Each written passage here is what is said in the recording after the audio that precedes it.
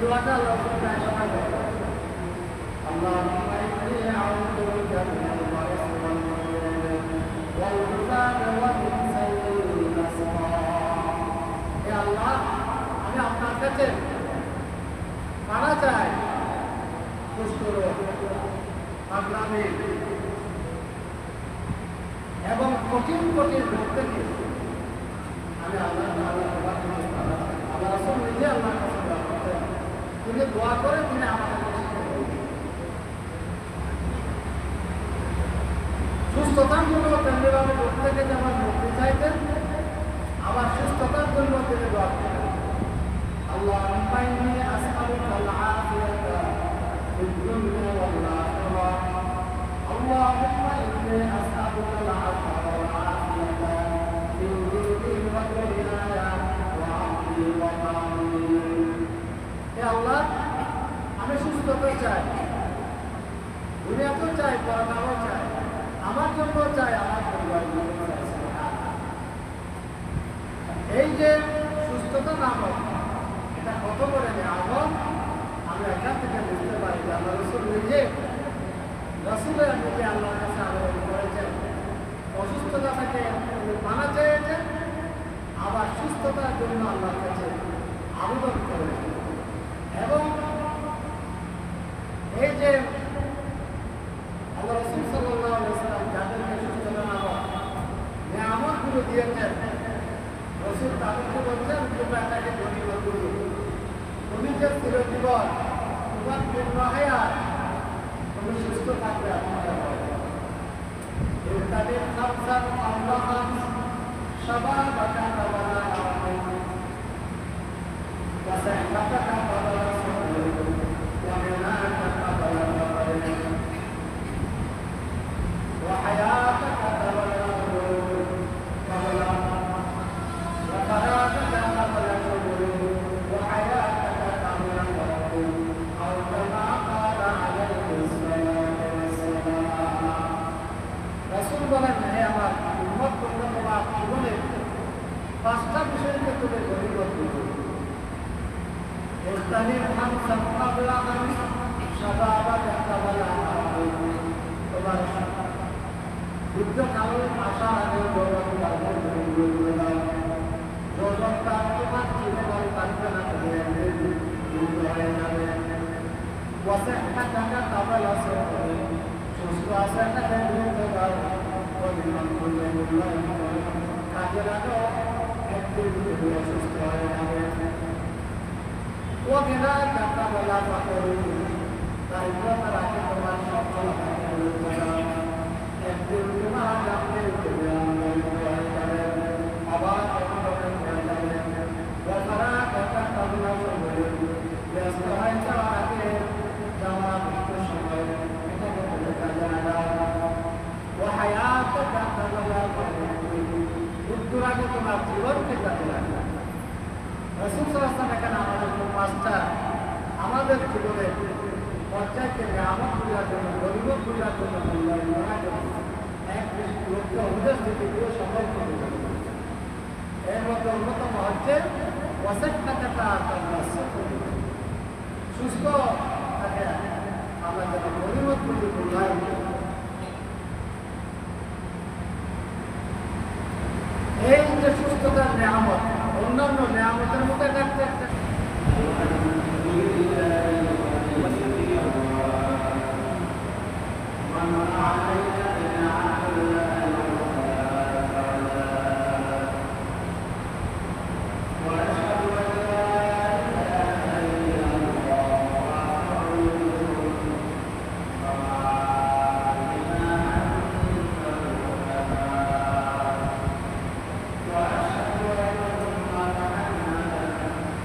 صلى الله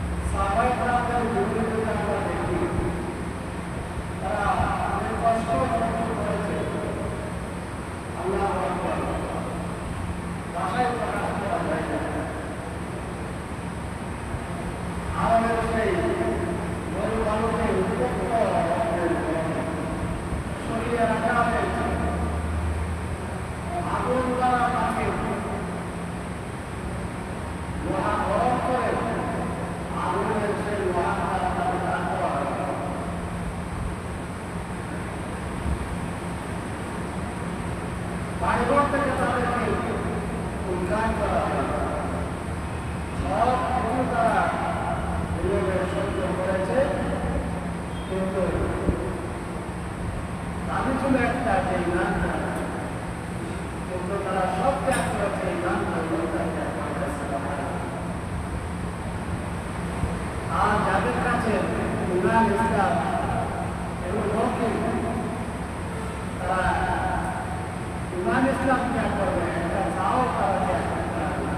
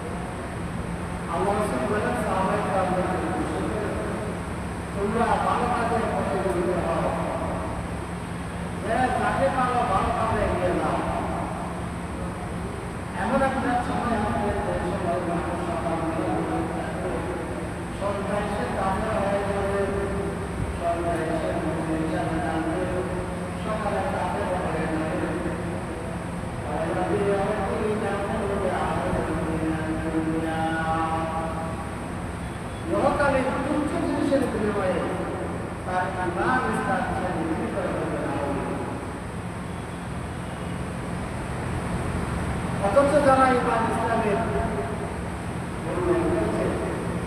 তারা সব ত্যাগ করেছে, ইমান ইসলাম, স্ত্রীর পুত্র পরিকল্পনা, ধন সম্পদ ক্ষমতা সব ত্যাগ করেছে, ত্যাগ করে ইসলাম, ত্যাগ করে ইমান। আর আমরা আল্লাহ রাসূল যে সতর্কবাণী করেছেন, এমন একটা সময় আসবে মানুষ দুনিয়া থেকে কারণে বড় বড় বিষয় নয়, জিনিসের বিনিময়ে ছায়ার কারণে, টাকার কারণে, আত্মীয়তার কারণে, সম্পর্কের কারণে ইমান ইসলাম মানুষ সব ত্যাগ করে। আমি সকলকে হেফাজত করুন করি। প্রথম নিয়ামত বলছিলাম, বড় নিয়ামত, যে নিয়ামতের সাথে দুনিয়ার কোনো নিয়ামতের তুলনা হয় না। এক তিনটা এক নম্বর হচ্ছে ইমান ইসলাম। আল্লাহ যাদের ইমান ইসলাম দান করেছেন, দুনিয়ার সবচেয়ে ইহকাল পরকালের সবচেয়ে বড় নিয়ামত আল্লাহ তাদেরকে দান করেছেন।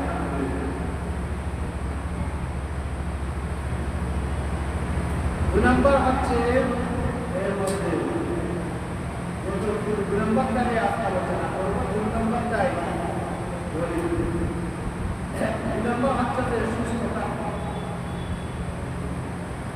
এই যে সুস্থতা, নিয়ামতুল আফিয়া, সুস্থতা যে কত বড় নিয়ামত, এটা অসুস্থতা হলে ভুলে যায়।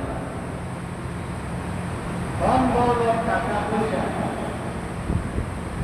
এগুলো কিছুই হয় না, কোনো কাজেই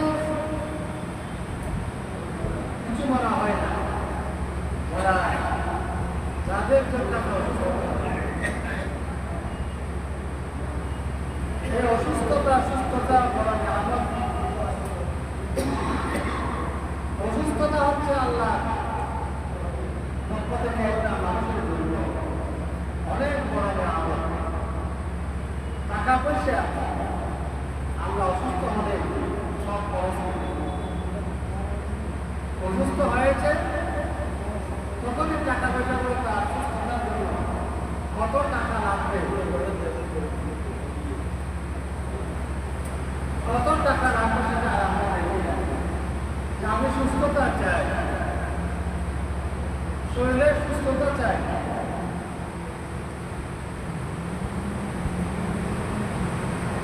এজন্য আমরা ফ্রিতে সুস্থতাটা পাই আল্লাহর পক্ষ থেকে। নিয়ামতটা যখন অসুস্থ হয় তখন বুখারী শরীফের হাদিস আল্লাহ রাসূল বলেছেন,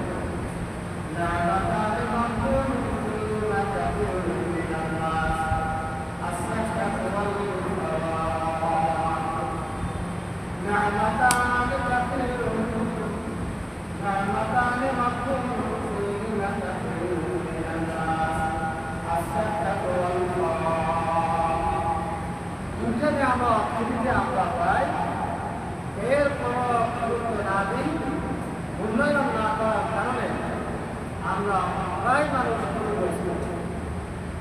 সেই দুইটা নিয়ামত হলো, একটা হচ্ছে সুস্থতা, আরেকটা হচ্ছে যে জামানা মুক্ত, অবসর মুক্ত যে সময়। দুটা আল্লাহ আমাদেরকে ফিরিয়ে দেন, কিন্তু এগুলোর ব্যাপারে অধিকাংশ মানুষ, প্রায় মানুষ ক্ষতিতে নেমেছে।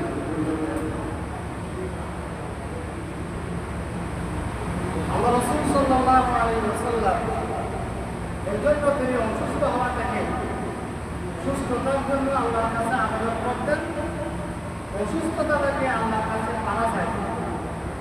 এখান থেকে বুঝে যায় সুস্থতাটা কত বড় যায়।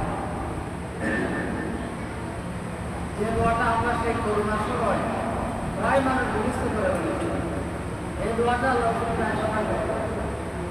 আল্লাহ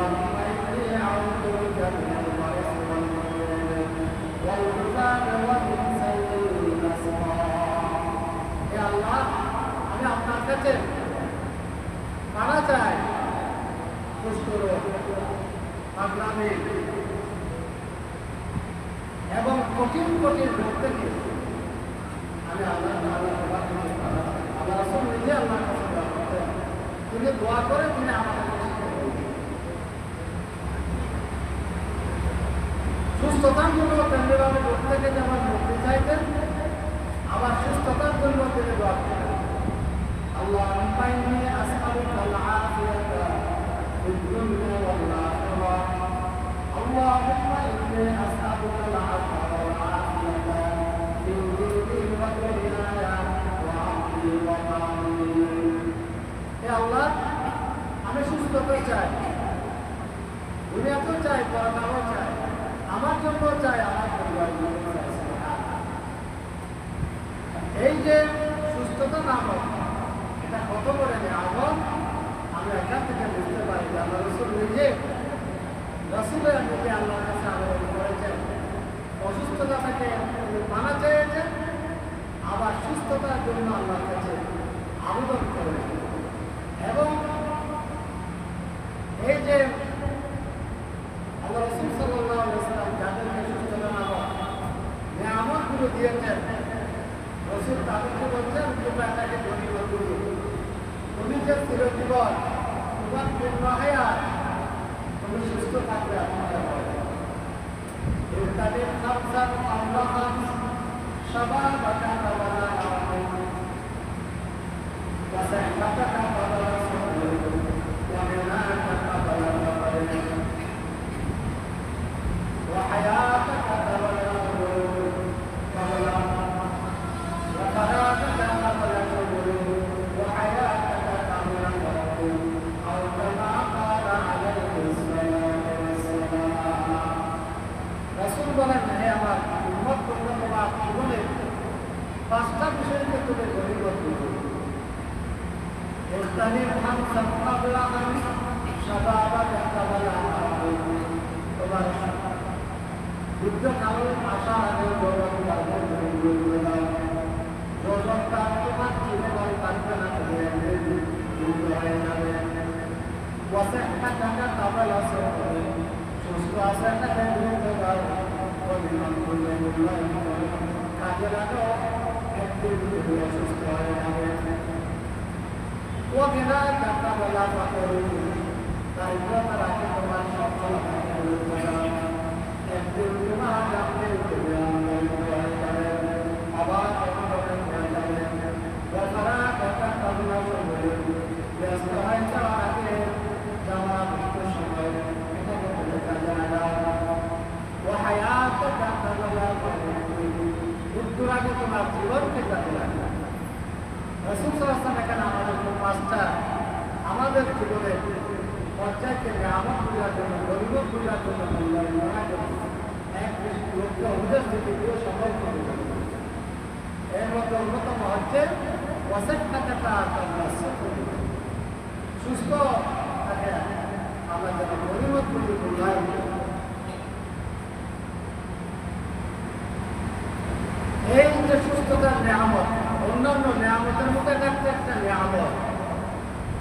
প্রত্যেকটা নিয়ামতের ব্যাপারে আল্লাহর কাছে জবাব দিও।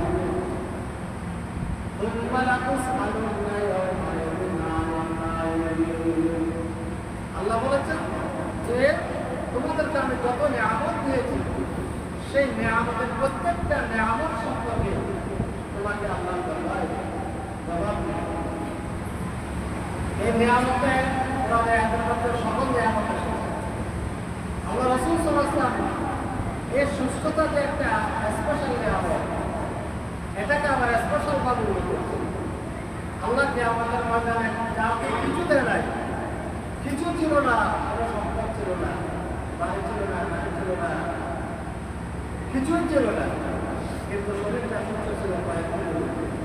ওই রকম ব্যক্তিকেও আল্লাহ প্রশ্ন করবেন, আল্লাহ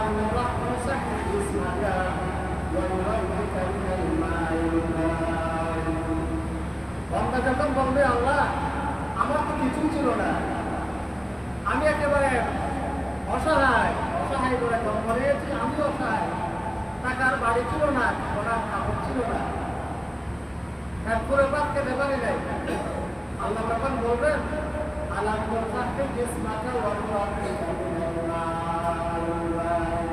বান্দা আমি তো তোমাকে একটা সুস্থ শরীর করে দেয়, তোমার জন্য আমি রান্না কাজের ব্যবস্থা করে তোমার জন্য তো আমি অন্তত সুস্থ শরীরের ব্যবস্থা করেছি। তোমার হায়াতের মধ্যে তো সুস্থতার আমার নিয়ামতটা ছিল।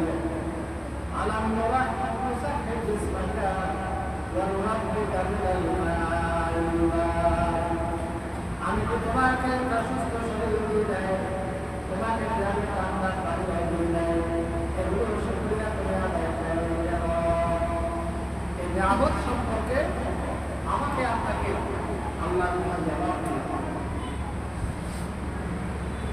নিয়ামতগুলোকে শুকরিয়া আদায় করতে হবে। প্রথম যে বলা আছে সুস্থতা একটা নিয়ামত। আল্লাহ আমাদেরকে সুস্থ শরীরে সুস্থভাবে আল্লাহর আসার প্রতিযোগিতা করে আলহামদুলিল্লাহ। এটা ফ্রিতে পেয়েছে আমরা, কিন্তু এটাকে প্রথম দান করতে হবে। এর জন্য প্রথম দান হলো যে অসুস্থ হওয়া থেকে নিজেকে রক্ষা করা, এমন কোনো কাজ এবং পরিবেশ তৈরি করা যাবে না, দেখা যাবে না যেটার সাথে নিজেরা অসুস্থ হয়ে যাবে। এটা হচ্ছে নিজের উপর দেখে রাখা। বর্তমান সবাই এখন ভাইরাস ট্রাই করে জ্বর চিকনগুনিয়া নতুন ভাইরাস যেগুলো হয় সকলকে সব করে সবাই অসুস্থ হয়ে যায়। কিন্তু এক সপ্তাহ বা 2 পর্যন্ত জ্বর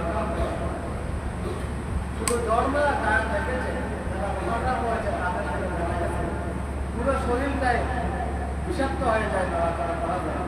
আমরা সকলকে হেফাজত করুন বলে আমরা। এরপরে আবার ওয়ারাতে ডেঙ্গুর প্রভাব দেখা যাচ্ছে। এর জন্য অনেকগুলো কারণ আছে যে নিজেরা জলাবদ্ধতা সৃষ্টি করা, আবদ্ধ পানি তৈরি করা, পানি নিষ্কাশনের ব্যবস্থা না থাকে, বাড়ির আশেপাশে রাস্তাঘাটে জাম জঙ্গল তা তৈরি করে ফেলা, মশা তৈরির উপদ্রব হয় আমার কাজ সৃষ্টি করে। উন্মুক্ত জায়গায় তারপরে ময়লা আবর্জনা চিকিৎসকরা বলতেছে এই সমস্ত কারণে মশা তৈরি হয়। সেই মশার মধ্যে আস্তে আস্তে ক্রমান্বয়ে ডেঙ্গু মশা তৈরি হয়। স্বাস্থ্য কমপ্লেক্স থেকে এই ব্যাপারে সাবধানতা এবং সতর্কতা জনগণের তৈরি করা হচ্ছে। এগুলির জন্য আমাদের নিজেদের কিছু করণীয় আছে। আমরা নিজেরা কোনো নিজেদের কিছু করছি যে অসুস্থ হওয়ার জন্য আমি নিজেই নিজের কোনো পরিবেশ কিছু করছি। আমি ভাবলো আমার বাড়ি এখানে, আমার আশপাশ পরিবেশ আমি পারতেছি না, না এটা সকলের দায়িত্ব। আমরা এখন একটা অভ্যস্ত হয়েছে সরকার করবে সরকার, কিন্তু আমার নাগরিক হিসেবে আমারও তো দায়িত্ব আছে। আমার পরিবেশ সুন্দর রাখা আমার দায়িত্ব, আমার বাড়িঘর সুন্দর রাখা আমার দায়িত্ব, আমার আশপাশ সুন্দর রাখা এটা আমার দায়িত্ব। সুস্থতা সম্পর্কে সেটা আল্লাহর নিয়ামত। আল্লাহর কাছে শুধু সুস্থতা চাইলে হবে, আল্লাহ রাসূল চেয়েছেন, অসুস্থতা থেকে বাঁচতে চেয়েছেন এবং পাশাপাশি অসুস্থ হয় এইরকম কাজকর্ম পরিবেশ থেকে আমাদেরকে নিজেদের বাঁচতে হবে। আমাদের আশপাশকে পরিষ্কার পরিচ্ছন্ন রাখতে হবে। আল্লাহ রাসূল বলেছেন, আত-তাহুরু শাতরুল ঈমান, আন-নাযাফাতু মিনাল ঈমান। পবিত্রতা ঈমানের অংশ। অনেক হাদিসে আছে একটা ঈমানের অর্ধেক। এটা হচ্ছে সওয়াবের কাজ, ইবাদত। এগুলো আমরা বুঝি না, শুধু নামাজ নয়, সওয়াব নয়, ইবাদত নয়, এগুলো একটা ইবাদতের অংশ।